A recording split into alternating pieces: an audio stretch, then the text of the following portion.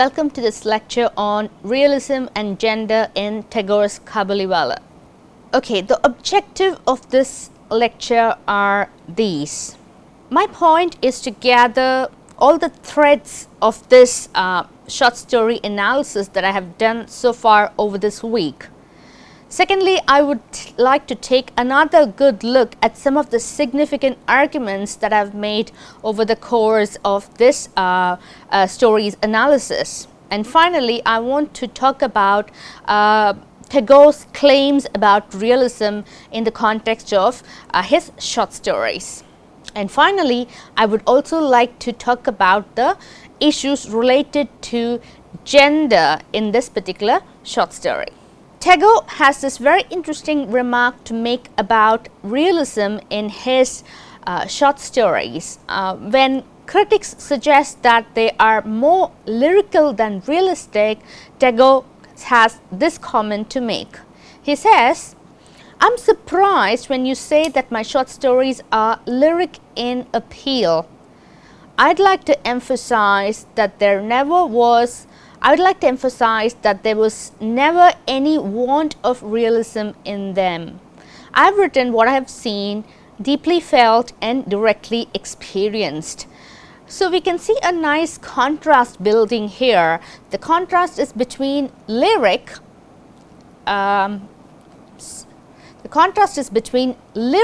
and realism.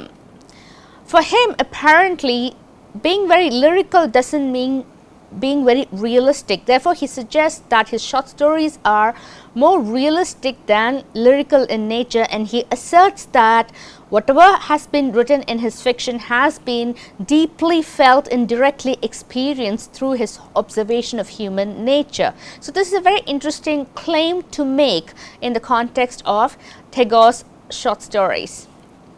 And he goes on to say that if you think it over, you'll see that the real picture of Bengali families had its artistic and authentic representations in my short stories. He makes this massive claim that the middle classes, especially the Bengali middle classes, have been very adequately represented in his short fiction. It's as if he is the creator in the sense that he is the first one to represent Bengali families in his short fiction. Now, if we put these claims of Tagore alongside some of the criticisms that have been written about his fiction, we get some very interesting observations. One such critic mentions that a large number of his stories center on the life of the middle classes. If we go back to that earlier comment made by Tagore, he says that he has captured Bengali families as a whole, but here we have another critic suggesting that it is the middle classes that were especially represented by Tagore in his fiction. So a large number of his short stories center on the life of the middle classes, their complexities and pretensions, but it is women, especially suffering women, who are at the center of the canvas: mothers, wives, sisters and daughters. Let's see how this observation is realized in the context of the Kabuliwala quite shortly. Now, I have touched upon the character of the mother, within quotes, of Minnie in the Kabuliwala in my earlier sessions. Now, I would like to take another look at this representation of the mother of Minnie once again before we wrap up our analysis of the short story. So, she is the wife of the writer, narrator of the story, and she is also the mother of Minnie. But there is a slight hesitation as to whether there's a slight doubt on the minds of the readers as to whether she is the biological mother of this little girl Minnie, and that doubt has been put in our minds, in the minds of the readers, by the author narrator himself. At the very beginning of the story, if you recall, Minnie asks this very innocent question, "Who is mum to you?" and he kind of reflects in his mind that she is the sister-in-law, but he doesn't spell it out to his little daughter, and he tells her to go out and play with Bola. So we know that this current wife and the mother of Minnie has been once the sister-in-law of Minnie's father. So this sister-in-law apparently has become the wife.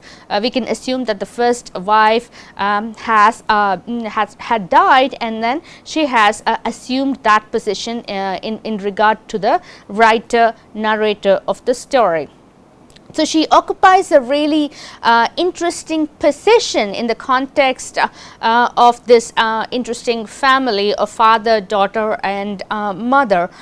She occupies a liminal status in the sense that she is the wife as well as she has been once the sister-in-law. So this ambiguity is very, very interesting in the identity of the wife of the father, the wife of the writer narrator in the story. She is also apparently young, this wife of the writer, and she is very terrified of the public sphere.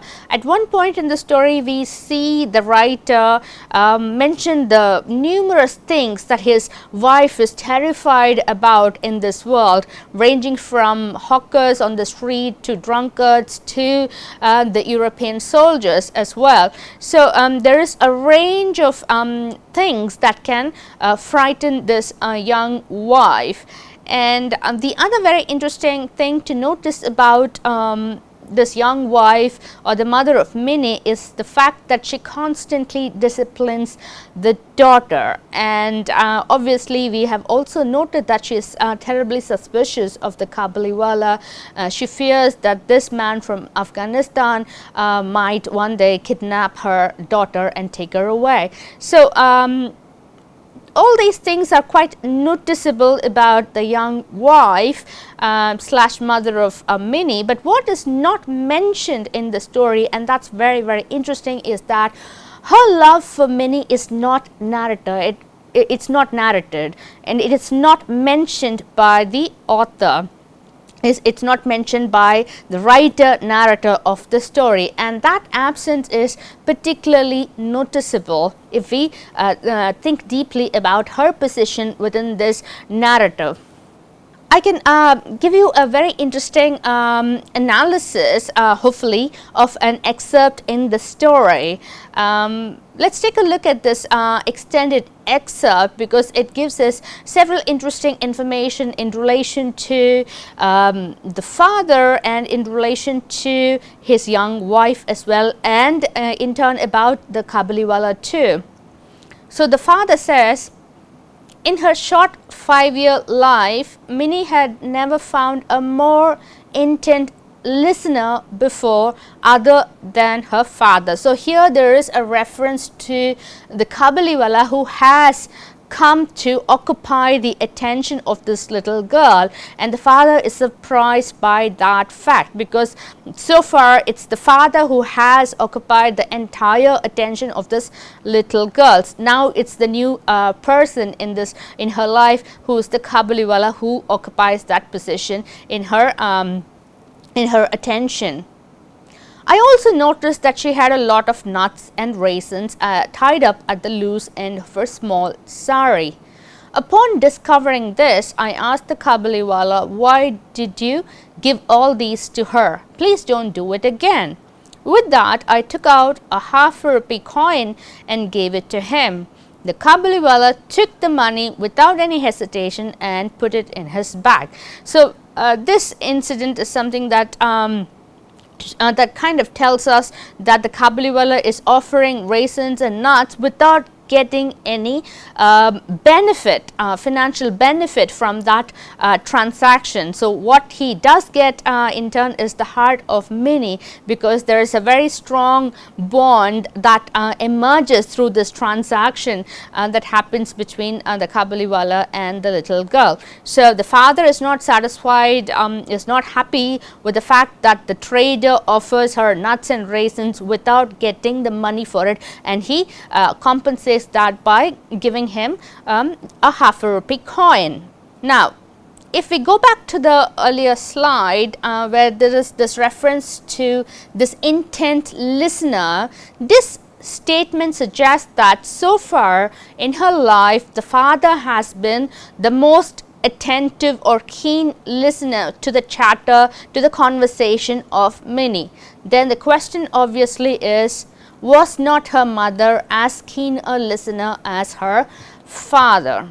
Now, that's a very interesting thing to ask, because usually the mothers are the ones who are really very close to young children, especially little girls in the Indian context. So, why has the mother not been a very keen listener is a question, or is the father not acknowledging the fact that the mother has been a keen listener to Minnie? So, these are some of the questions that crops up in our minds when we read that statement. I asked the Kabuliwala, why did you give all these to her? The father asks the trader, why did you give all these to her? And the answer to that interesting question is given to us at the end of the story, when the Kabuliwala tells the father and the readers that he has a young child too, and it is because of his memory of the little girl he comes to visit the writer's house and has these friendly chats or conversations with the little child. So, this passage has interesting and important information that will have an echo at the later stages of the story too. Now, let us continue with that excerpt. So, the father has given some money to the Kabuliwala for the raisins and nuts that he has given to the girl. Now, a little bit later, on returning home, I found that a full-scale row had broken out over the coin. Holding the white, round, shining piece of metal in her hand, Minnie's mother asked her in a rebuking tone, "Where did you get the coin?" And Minnie replied, "The Kabuliwala gave it to me." Her mother chided, "Why did you take it from him?" Minnie answered sobbingly, "I didn't ask for it, he gave it on his own." I stepped in to rescue Minnie and took her out for a walk. So, what is clear from this excerpt is that the trader has returned the coin to the little child. Why he has done that is again a mystery which gets explained later on, as I mentioned just now, that he comes to this house and visits the little girl not because of financial motives, but because of familial desires to kind of have a relationship with a child who is more akin to his own child back in Afghanistan. So, he gives the coin back to Minnie, and she innocently takes the coin from him, and Minnie's mother is very upset. And it's very interesting to note this particular phrase, a full-scale row, being used in the context of an inquiry between a mother and a little daughter.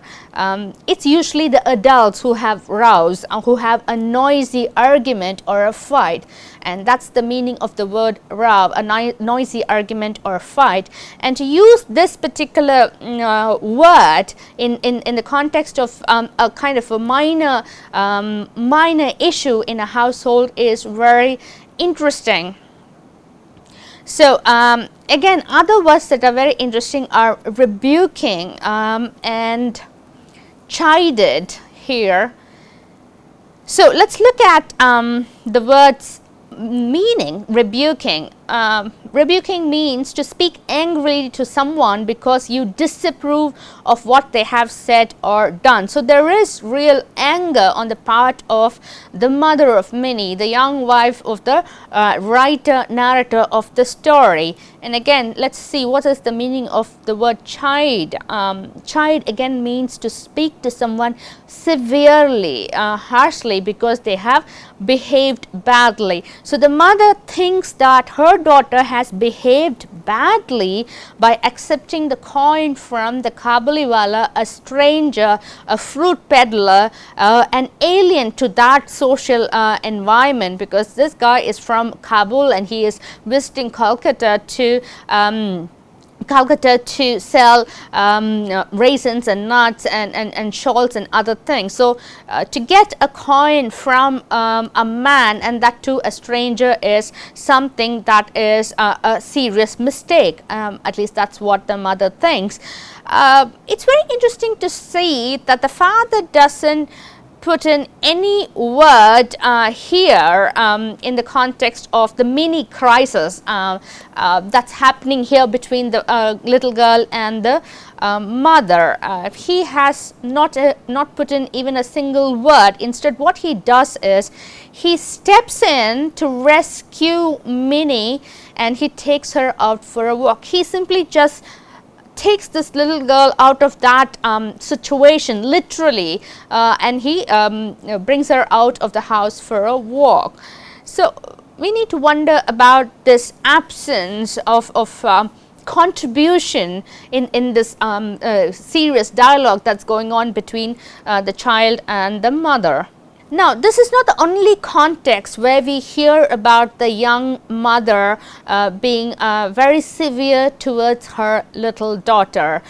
If you recall the very first paragraph of the short story, the father says that often her mother chides her to keep quiet, but I can never do that. I can never do that. So, there is a contrast that's drawn between the father and the mother figure of Minnie. One is very severe, the other is indulgent. And why does she chide Minnie? She wants her to keep quiet like a little good girl. Girls are not supposed to be very, very talkative. It's really bad for their character. So, the mother disciplines her.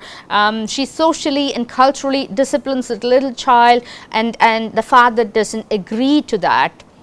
Now, as I mentioned before, there's hardly any conversation happening between the two parents in the context of their raising of the little child, Minnie. So, instead of having a dialogue with either the daughter or his wife, he just, as I mentioned before, takes her out of that environment, and that results in a walk in which the two of them participate. The father and the daughter participate, and the mother is left out of that space, and that's a very interesting thing to notice as well.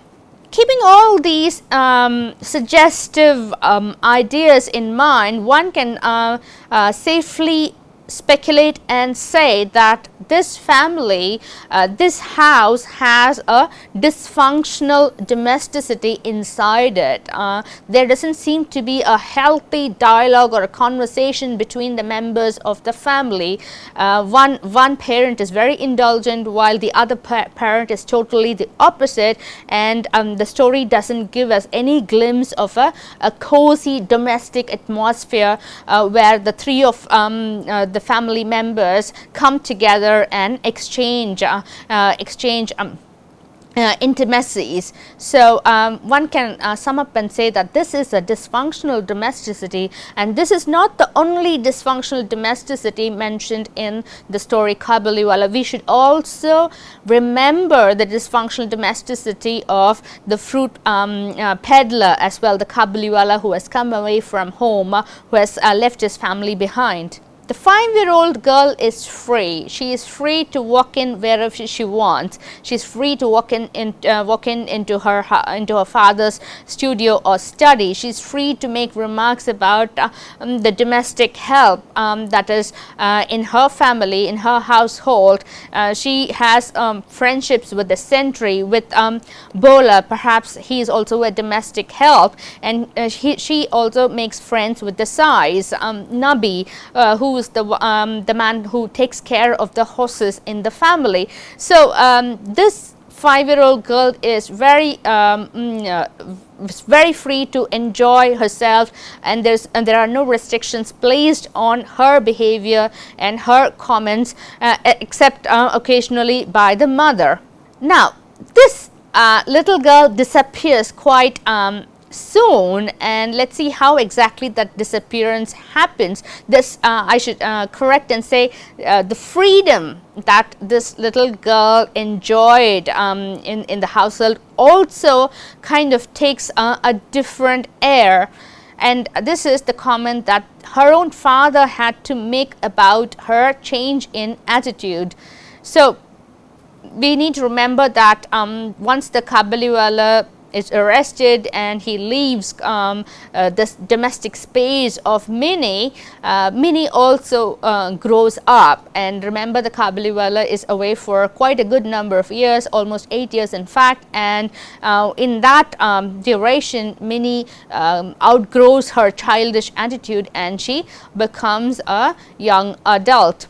And the father has this very interesting judgment to make about her character. And the way Minnie's inconstant little heart behaved was embarrassing even to her father. She easily forgot her old friend and found a new one in Nubby the size. Then, as she continued to grow up, she replaced all her elderly male friends one after another with girls of her own age. She was hardly to be seen in her father's studio. In a way, I had almost ended all friendship with her.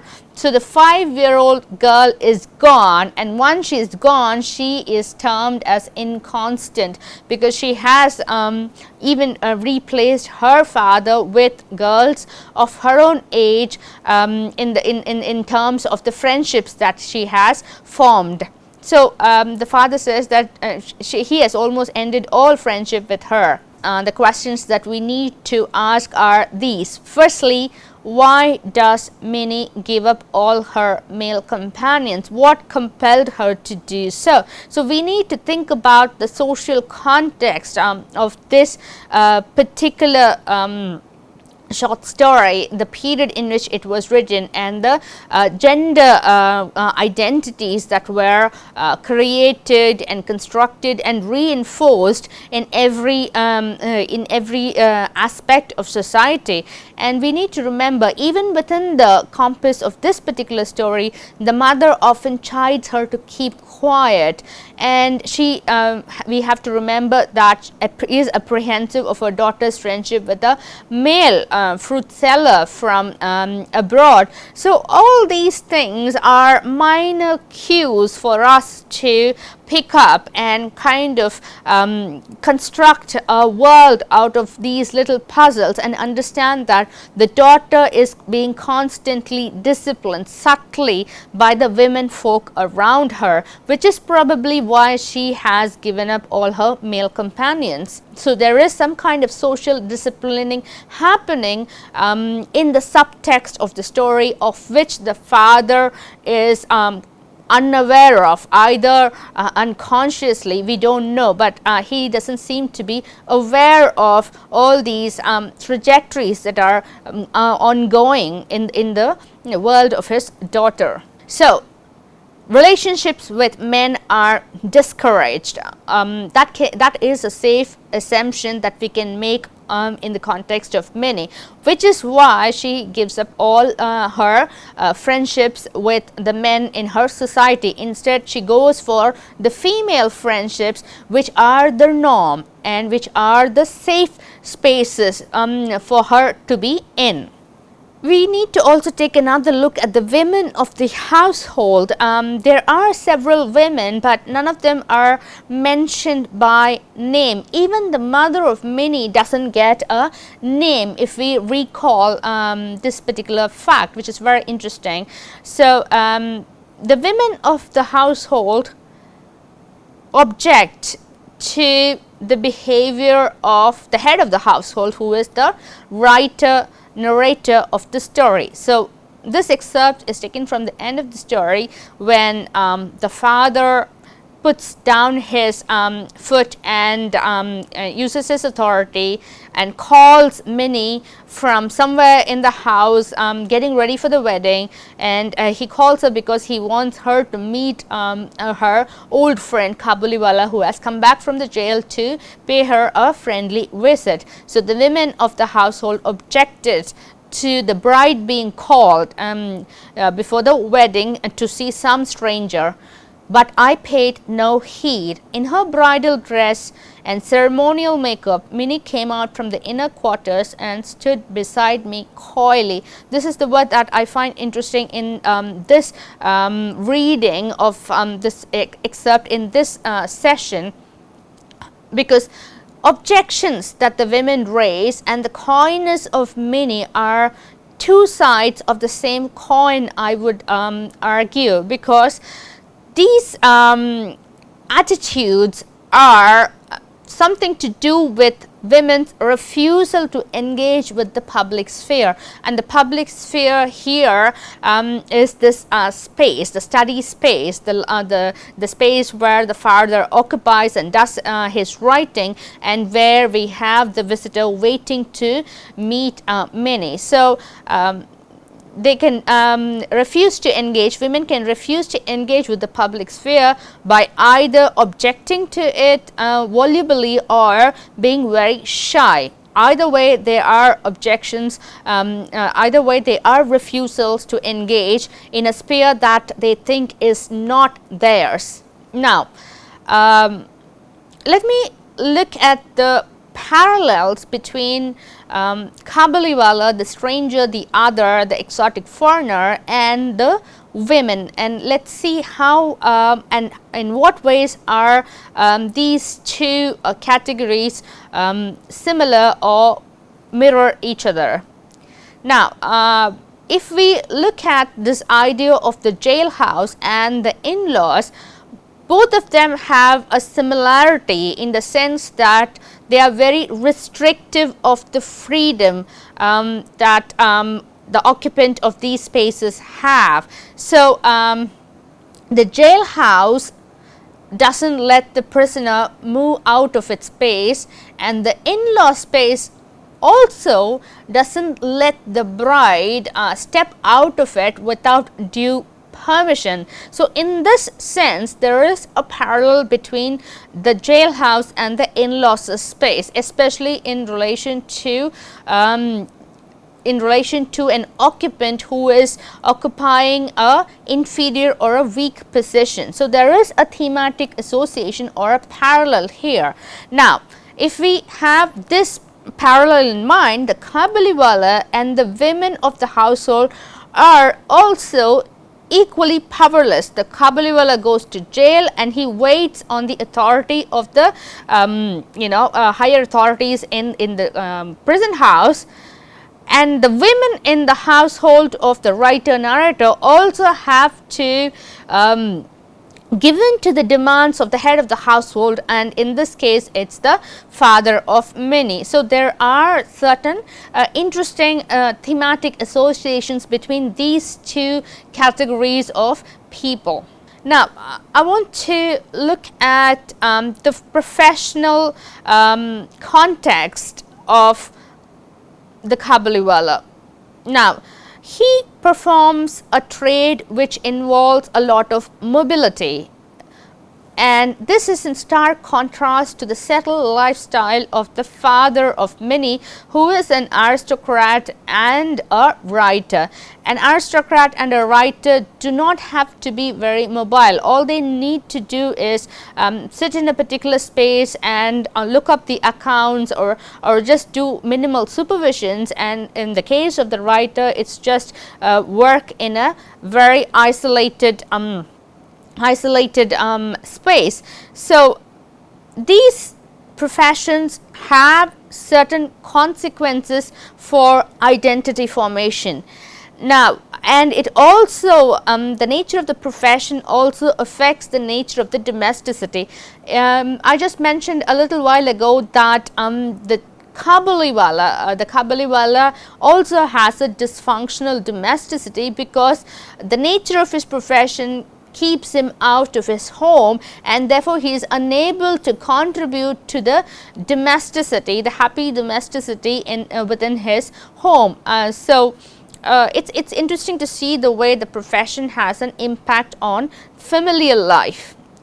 And if we also recall the fact that even though this writer, this narrator wants to step out of the house, out of the country and do a lot of travel, he doesn't do that because probably the motivation is to stay close so that he can have some kind of settled domesticity with his little daughter. So, as I mentioned, I just would like to sum up that point and say that the father slash author narrator and the Kabuliwala, both of them, even though both of them have dysfunctional domesticities, the author figure in the story has a better domesticity than the Kabuliwala, who hardly gets to see his daughter due to the nature of his profession, which makes him travel away from his home and country. Now, let me read out an interesting critique about gender.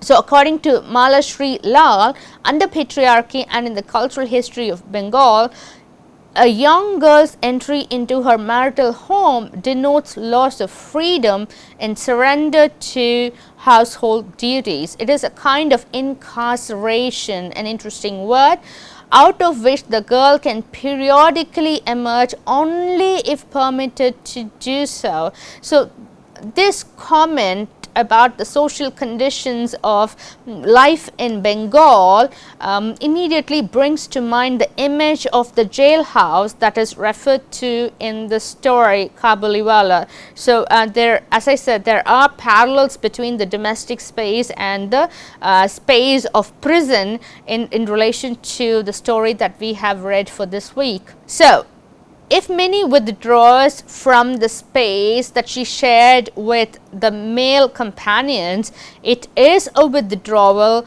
that prepares her for her domestic life in her in-laws' home. So, that's the interesting thing. That's the interesting thing about her refusal to engage with her male companions further, because she wants to be appropriately trained for her future domesticity in her in-laws' home.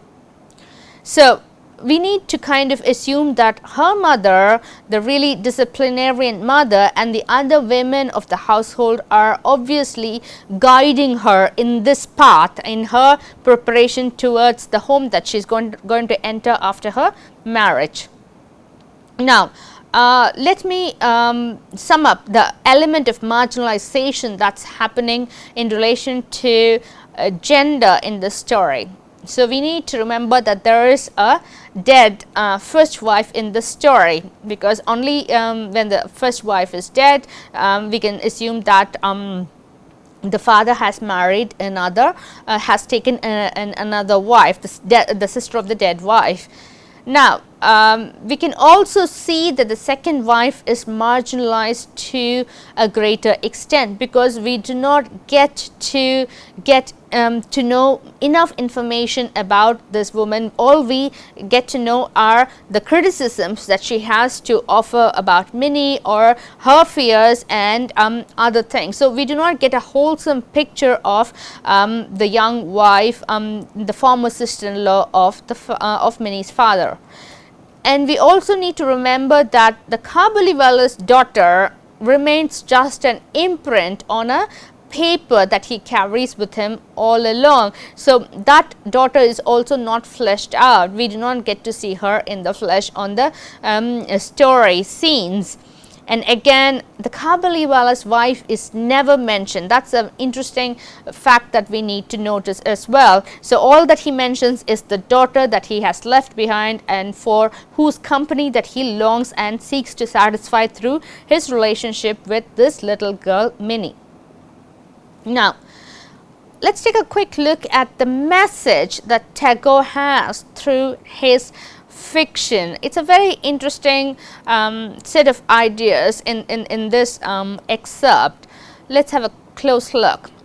We have a social body in which we come into relation with other men. Its obvious wishes are those connected with our selfish impulses. We want to get more than others and pay less than is our due. But there is another wish deeply inherent in our social life, which is concerned with the welfare of our community. He who has social wisdom knows this and tries to bring all his clamorous wishes about personal pleasure, comfort and freedom under the dominion of this hidden wish for the good of others. So, Tagore's message is pretty clear. He says that many of us have selfish impulses.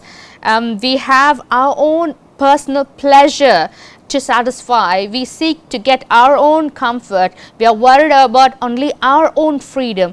But we can achieve greater good if we put the welfare of others before our own welfare. That is the message he seeks to communicate through his fiction.